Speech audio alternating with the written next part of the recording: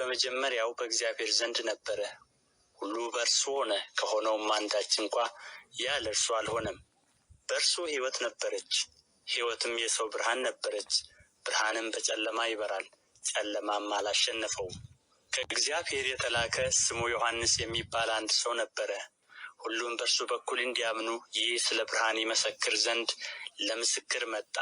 ስለ ብርሃን ሊመሰክር መጣ እንጂ እርሱ ብርሃን አልነበረም።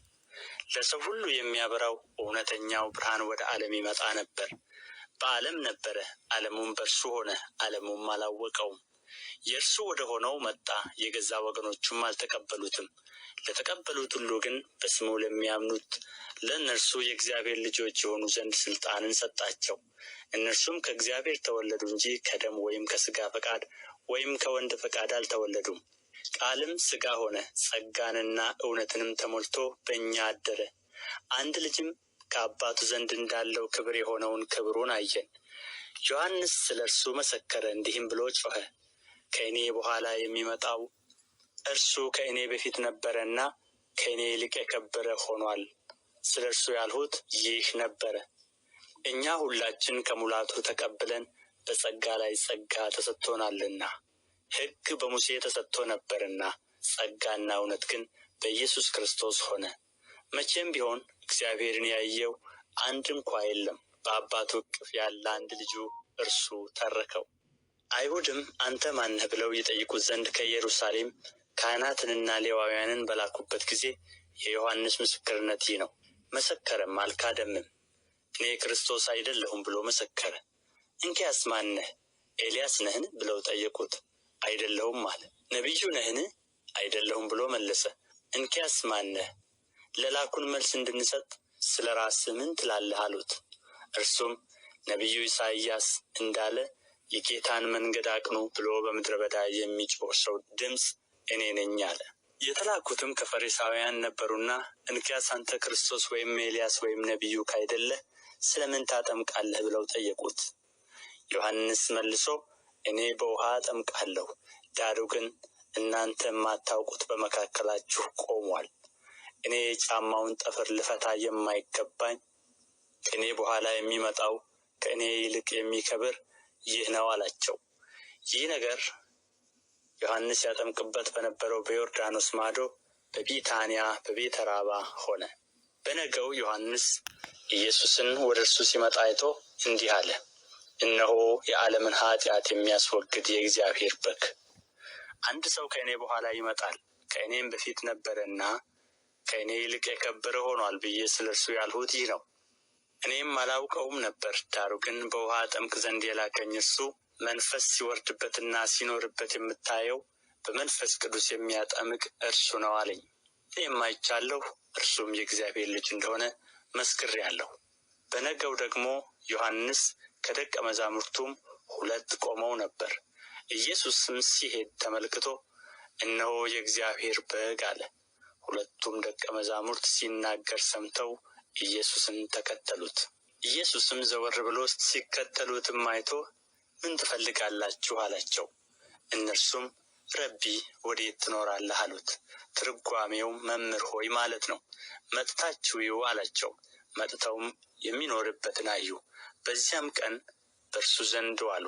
10 ሰዓት ያህል ነበረ። ከዮሐንስ ዘንድ ሰምተው ከተከተሉት ከ2ቱ አንዱ የስምዖን ጴጥሮስ ወንድም እንድርያስ ነበረ። እርሱ አስቀድሞ የራሱን ወንድም ስምዖንን አገኘውና መሲሕን አግኝተናል አለው። ትርጓሜውም ክርስቶስ ማለት ነው። ወደ ኢየሱስም አመጣው። ኢየሱስም ተመልክቶ አንተ የዮና ልጅ ስምዖን ነህ፣ አንተ ኬፋ ትባላለህ አለው። ትርጓሜው ጴጥሮስ ማለት ነው። በነገው ኢየሱስ ወደ ገሊላ ሊወጣ ወደደ። ፊልጶስንም አገኘና ተከተለኝ አለው። ፊልጶስም ከእንድርያስና ከጴጥሮስ ከተማ ከቤተ ሳይዳ ነበረ። ፊልጶስ ናትናኤልን አግኝቶ ሙሴ በሕግ ነቢያትም ስለ እርሱ የጻፉትን የዮሴፍን ልጅ የናዝሬቱን ኢየሱስን አግኝተነዋል አለው። ናትናኤልም ከናዝሬት መልካም ነገር ሊወጣ ይችላልን አለው። ፊልጶስ መጥተህ እይ አለው። ኢየሱስ ናትናኤል ወደ እርሱ ሲመጣ አይቶ ስለ እርሱ ተንኰል የሌለበት በእውነት የእስራኤል ሰው እነሆ አለ። ናትናኤልም ከወዴት ታውቀኛለህ አለው። ኢየሱስም መልሶ ፊልጶስ ሳይጠራ ከበለስ በታች ሳለ አየሁህ አለው። ናትናኤልም መልሶ መምህር ሆይ አንተ የእግዚአብሔር ልጅ ነህ፣ አንተ የእስራኤል ንጉሥ ነህ አለው። ኢየሱስም መልሶ ከበለስ በታች አየሁህ ስላልሁ አመንህን? ከዚህ የሚበልጥ ነገር ታያለህ አለው። እውነት እውነት እላችኋለሁ ሰማይ ሲከፈት የእግዚአብሔርን መላእክት በሰው ልጅ ላይ ሲወጡና ሲወርዱ ታያላችሁ አለው። የዮሐንስ ወንጌል ምዕራፍ 2። በሦስተኛውም ቀን በገሊላ ቃና ሰርግ ነበረ።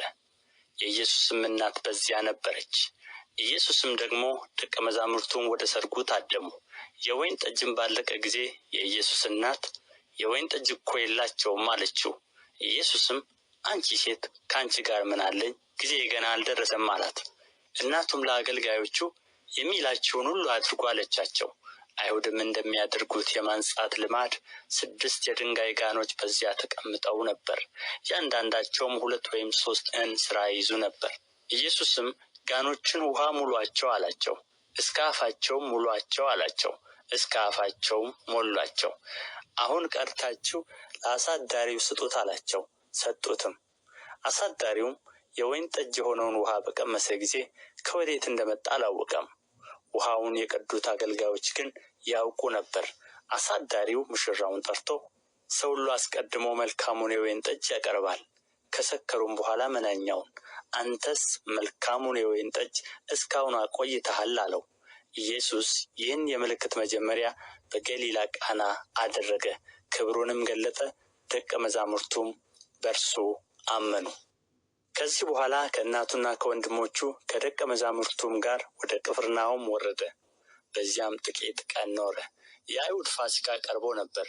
ኢየሱስም ወደ ኢየሩሳሌም ወጣ።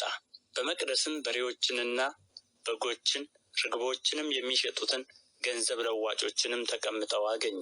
የገመድም ጅራፍ አበጅቶ ሁሉን በጎችንም በሬዎችንም ከመቅደስ አወጣቸው። የለዋጮችንም ገንዘብ አፈሰሰ፣ ገበታዎቻቸውንም ገለበጠ። ርግብ ሻጪዎችንም ይህን ከዚህ